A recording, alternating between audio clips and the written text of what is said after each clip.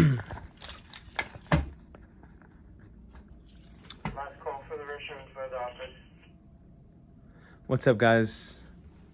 Christopher here. So, why am I recording myself right now? I'm in a classroom.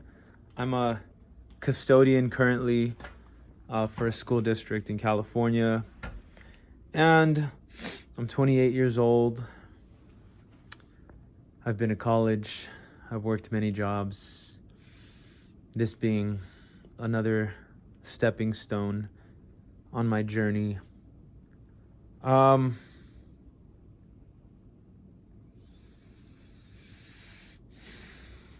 think a lot of people nowadays are wearing many hats,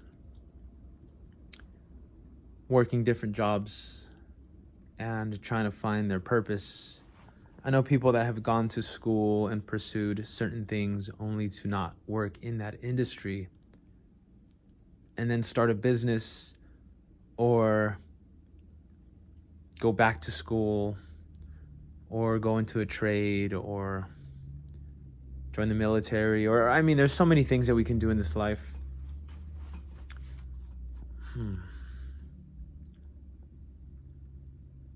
I've also regained my faith in Jesus Christ and began reading the Bible. I'm Catholic, so that's the faith that I'm talking about. And I grew up Catholic, like many people my age, I'm sure. We identify as that.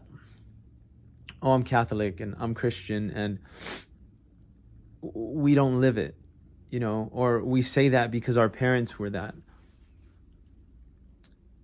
And so we say it because it gives us a false sense of belonging to a group. I don't want to say false, because to identify as that is a noble thing, but to practice it is something else. And I have made many mistakes, especially in the past 2 years, that have brought me to my knees. And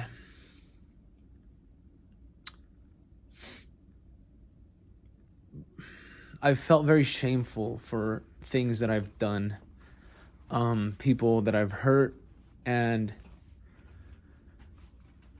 betrayed and let down. I've let myself down. I've let other people down. And I've sinned. So what I think about now is how I can be more Christ-like. Reading the Bible, I know a lot of people don't do that, and I'm not going to be a hypocrite and say I've always done that. I literally started reading the Bible just 4 months ago. 3 months ago at that. And it's changed my life. I think reading it has just... it's given me someone to lean on when there has been nobody to lean on or talk to. And I have friends who are off living their lives and doing other things, and they have children, and so you can't always lean on somebody. But what I know now is that you can't always lean on somebody unless that person is Jesus Christ. Because essentially what God wants from us is to be Christ-like. And none of us can live a sinless life. We are here to commit mistakes and learn from those mistakes. And sometimes we find ourselves in situations that we never thought that we would have been in. I never thought I'd be a custodian. Never. At an elementary school. And Yet I'm grateful. I studied something completely unrelated. I mean, I went to school for, I don't even want to say it, but I went to school for something completely unrelated, and then I switched my major into something completely unrelated from that first thing, and now I'm here doing something completely unrelated to those first two things I went to school for. So there's been a lot of time spent, but I refuse to say wasted. And it's not because I'm being prideful about it, it's because I'm trying to show gratitude for it. Gratitude is so important. So I'm grateful for the many hats that I've worn in life. I have helped a family member who's an electrician. So I've essentially been an electrician apprentice. I've worked as a graphic designer for a little bit, mainly freelance stuff, never in studio. I have worked as a nurse assistant. I have made sandwiches at a deli. I've worked at the city hall. I've been a tattoo artist. I have now been a custodian. I have worked at Costco. I've worked at other warehouses. I've done retail, clothing. I've done so many things. And being 28 now, what sometimes bums me out is that I'm not making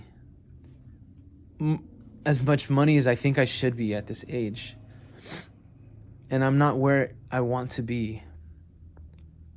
But when we're in these positions, I think it's important to reflect on our decisions and our choices and realize that it's those things that have brought us to the moment that we are living in.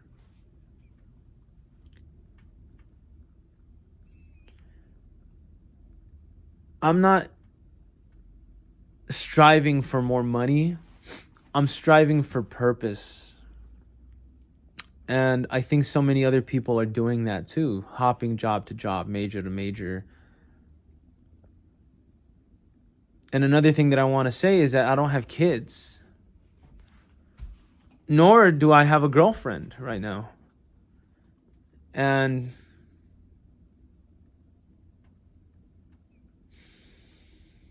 it's scary. Life is scary. But life is also beautiful. And we have to be optimistic in this world because life can be tragic.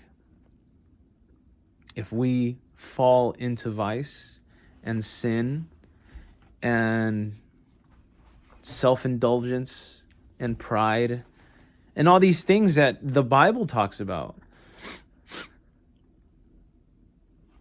I can't quote the certain books within the Bible yet, but I think it's in Proverbs. Has something to do with, you can tell if a person is good based on the fruit that they bear. So if we were trees, we would bear fruit. If we were bad, we would bear bad fruit or no fruit. Actually, everybody reaps fruit, but it's either going to be good or bad. So, if you see somebody that's successful, lots of children, and you hear good things about them, this person is bearing good fruit. But if, on the other hand, you see somebody's in jail and, maybe they cheated or they beat a partner or something like that, then they're clearly a bad tree who is then going to bear bad fruit. And I like that because we can change. You can change. And if you feel that you don't have it all figured out, it's only a matter of time before you do. And in fact, you should know now what it is that you want. It may take some time, but you know what you want. We have to be realistic, but we have to shoot for the stars. And life is a journey. It's important that we have faith, but it's also important that we work. Because worship without work won't get us anywhere. It's just wishful thinking. But we need to take action towards the things that we want. So, I'll end with that. It is important to have faith, believe in God, and realize that where we're at, as long as we stay optimistic, humble, and